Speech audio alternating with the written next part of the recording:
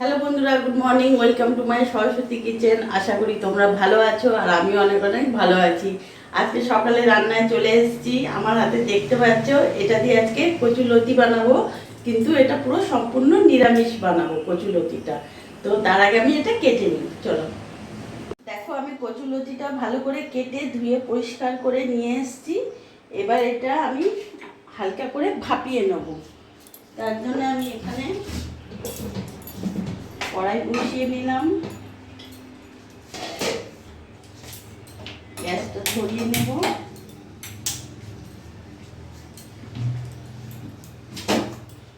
সামান্য এখানে অল্প জল দেবো ভাপাবার জন্য।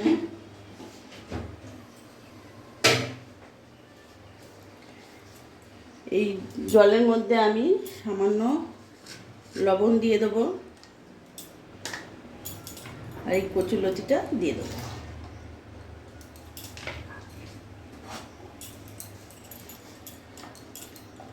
আমার সেদ্ধ হোক, আমি ঢাকাটা দিয়ে দেবো।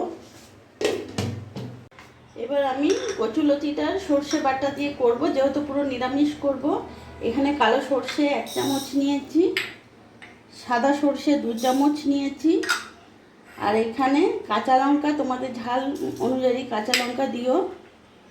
আমি দিলাম 7-8টা মতো কাঁচা লঙ্কা দিলাম। আর এখানে 1 ইঞ্চি আদা দেবো। এটা আমি মিহি পেস্ট করে নেব। আমি এটা পুরোটা শিলেই বাটবো।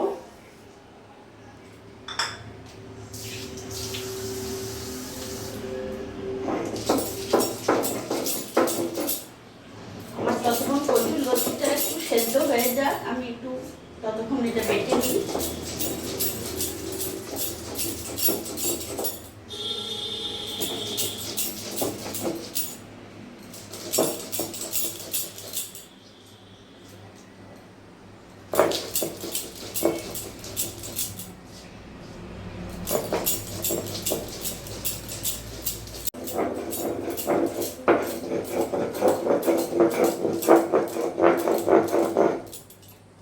আমি মিহি করে বেটে নিয়েছি, এবার নামিয়ে ফেলবো।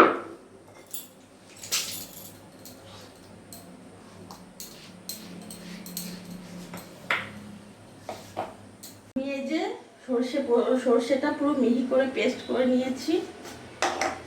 এবার দেখবো কচুলতিটা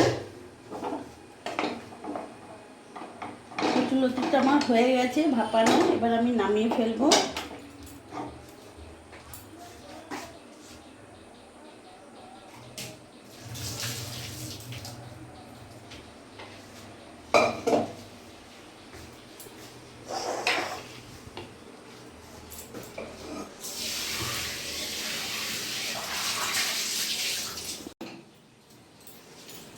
গ্যাসটা ধরিয়ে নেব।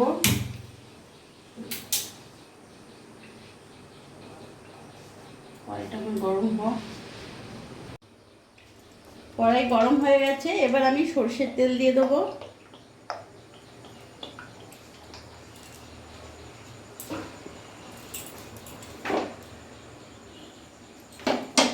তেলটা গরম হয়ে যাক। তেল গরম হয়ে গেছে, আমি এখানে 1/2 চামচ কালো জিরে নিয়েছি, দিয়ে দেবো।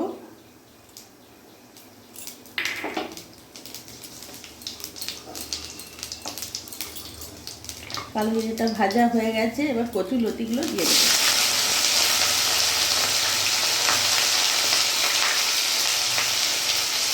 গ্যাসের ফ্লেমটা আমি মিডিয়াম রাখবো।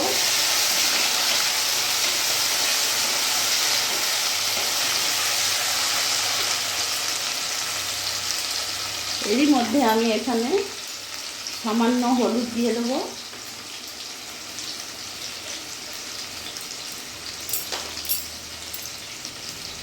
স্বাদ অনুযায়ী আমি লবণ দিয়ে দেবো।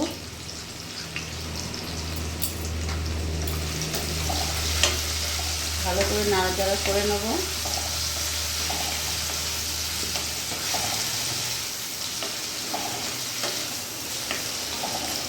গ্যাসের ফ্লেমটা আমি মিডিয়ামই রাখবো। এরই মধ্যে এখানে সর্ষে বাটাটা আমি দিয়ে দেবো।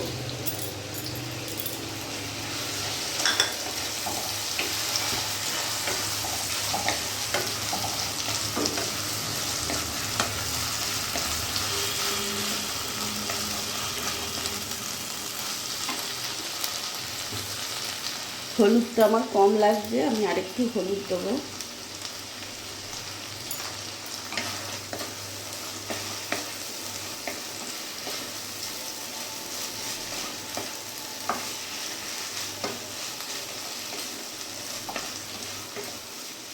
এবার সিম আঁচ করে আমি কিছুক্ষণ ঢাকা দিয়ে দেবো।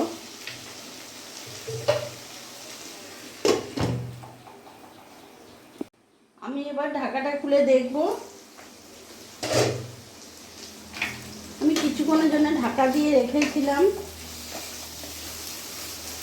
কচুরলতি কিন্তু একেবারে সেদ্ধ হয়ে গেছে, কিন্তু আমার ভাজা ভাজা করতে হবে, আরও ভাজবো আমি। গ্যাসের ফ্লেমটা একটু বাড়িয়ে দিলাম।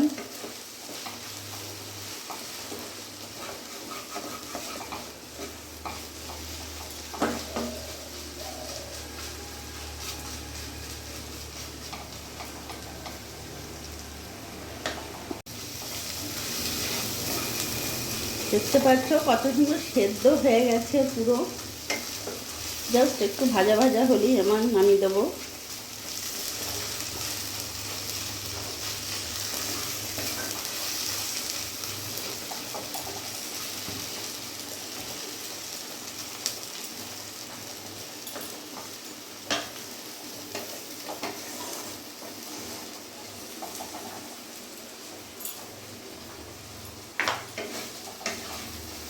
কচুরলতিটা আমার হয়ে গেছে একেবারে, আমি এবার নামিয়ে ফেলবো। গ্যাসটা আমি অফ করে দিলাম।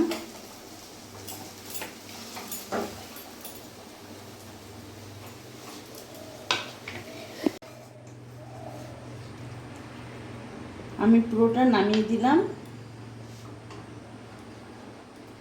দেখলে বন্ধুরা আমি কিভাবে কচুরলতিটা সহজভাবে বানালাম, আর এটা সম্পূর্ণ নিরামিষ।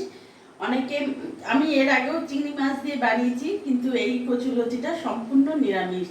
আমার এই ভিডিওটা যদি ভালো লাগে প্লিজ লাইক করে পাশে থেকো, আর তোমরাও ভালো থেকো।